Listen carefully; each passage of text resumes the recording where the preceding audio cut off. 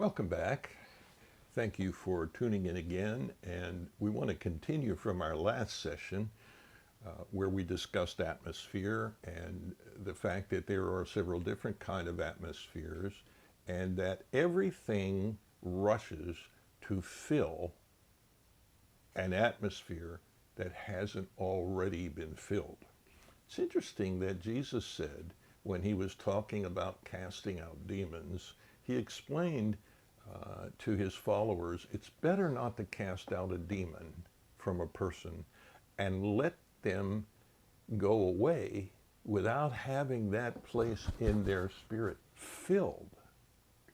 Because if it's not filled with something, the demons will come back and occupy it in a far worse manner, bringing many with them. So Jesus said, be filled with the Holy Spirit. The principle is, if there's a vacuum, it leaves an opening for anything in the atmosphere that to come and fill it. It's like an invitation.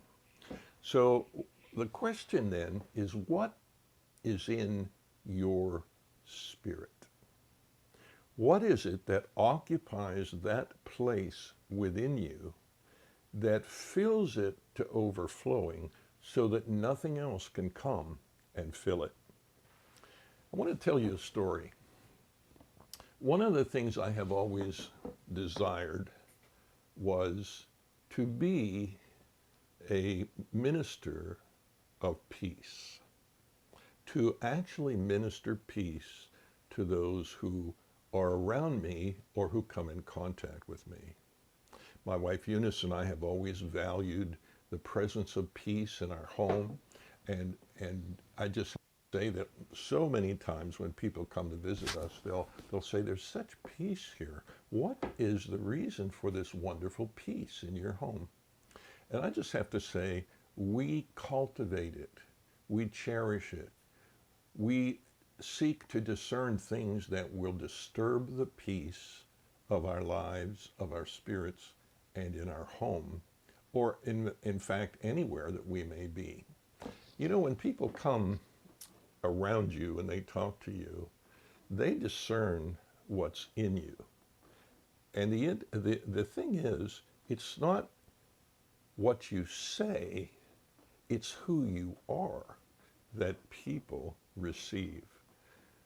It's not how much you know, but who you are that is ministered and transmitted to other people.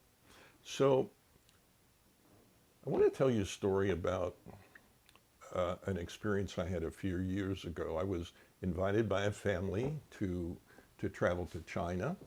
It was my first trip there. I'd never been to China, and I met these lovely people in Jerusalem when I was speaking at the International Christian Chamber of Commerce. And after one of the sessions, they came up to me and introduced themselves, and I said, well, where are you from? And they said, we're from China. I said, really? China? I have always wanted to go to China. And they were kind of taken aback and said, really? Well, let's see if we can make that happen. We'll get back to you. So the next day they came back and they said, we've discussed it and we want to invite you to come to China. But we don't necessarily want you to come to minister or to teach. That'll be part of it. But the primary reason we want you to come so you can be a part of our family.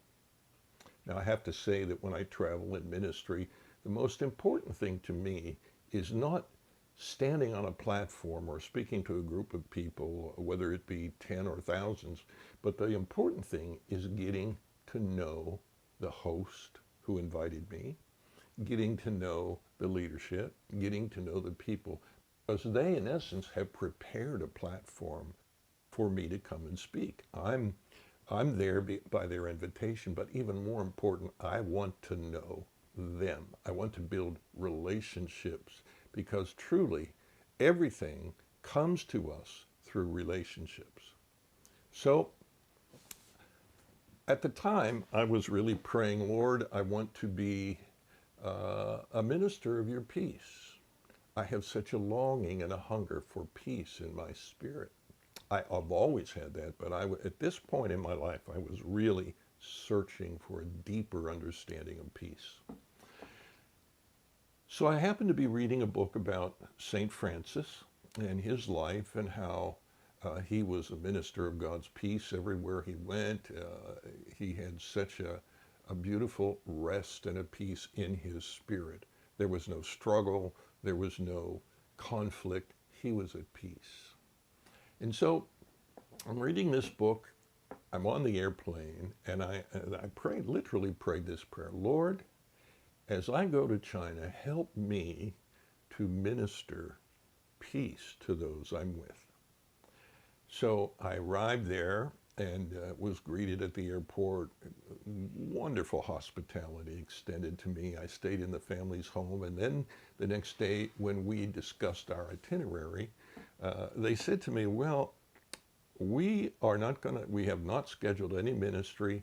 We're going to take you to a retreat up in the mountains. It's a very famous retreat where there are thermal pools, 36 different thermal pools along the mountainside fed by these underground hot springs. And we just want to be with you, just fellowship with you. We've invited some friends from our business to join us. But this is a time when we want to get to know you.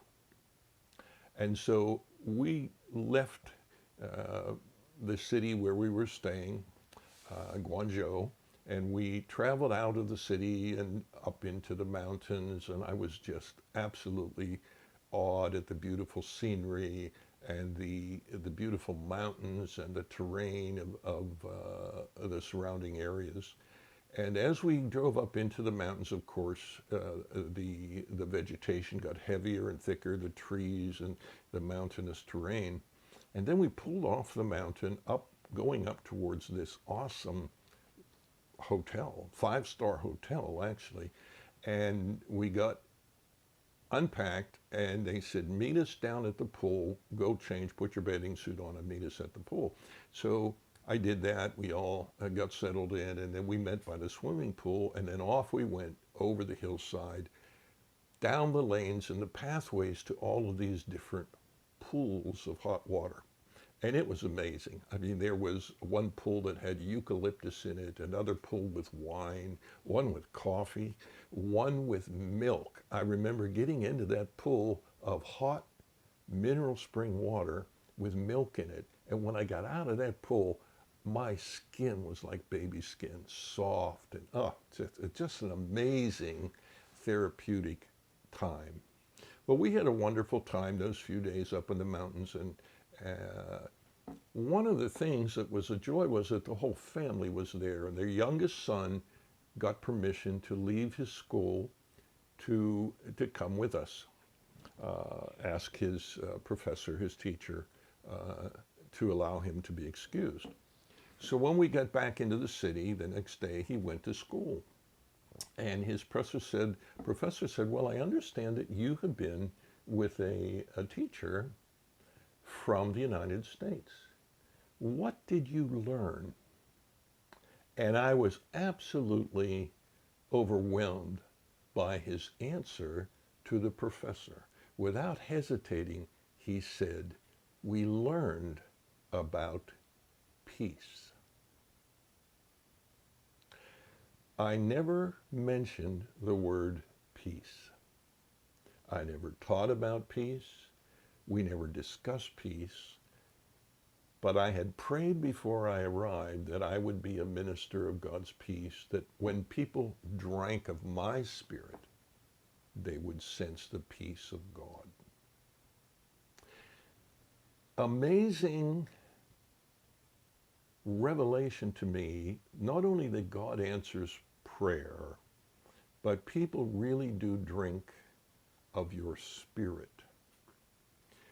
And so the question is, what do you minister out of your spirit to other people?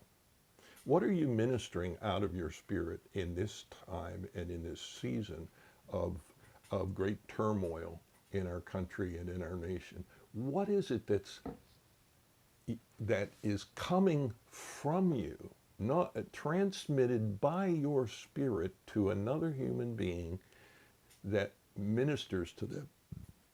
Is it ministering unrest, fear, anxiety, or is it ministering out of the depths of your heart what really resides there, hopefully, as the peace of God?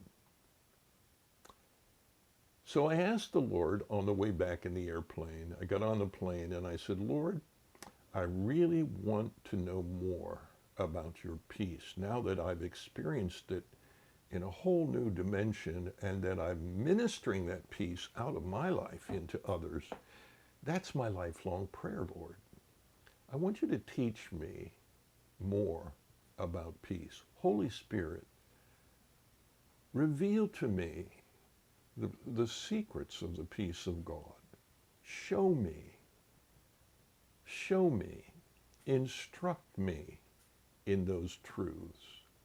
And so I began on the trip home an amazing encounter with the Lord where he taught me some what I consider to be key principles about the abiding peace of God in our lives. And if ever we needed that, we need it now. And we will need it in the coming days, because all around us will be confusion, fear, anxiety, turmoil. And if we try to draw our peace from the world around us, we will fail. There is only one source of true peace, and that is God himself and Jesus Christ, his Son. So we're going to come back in the next session where I'd like to share with you these principles of peace that the Lord gave to me on that long 15, 20-hour aircraft journey across the world back to my home in Florida. And I think you'll learn some things that perhaps you've never thought about before. You may understand and hear some things and see some things that will change your perspective, that will help you to focus in on the great and awesome Prince of Peace who comes and abides in us by his Spirit. God bless you. We'll see you in the next session. Be blessed.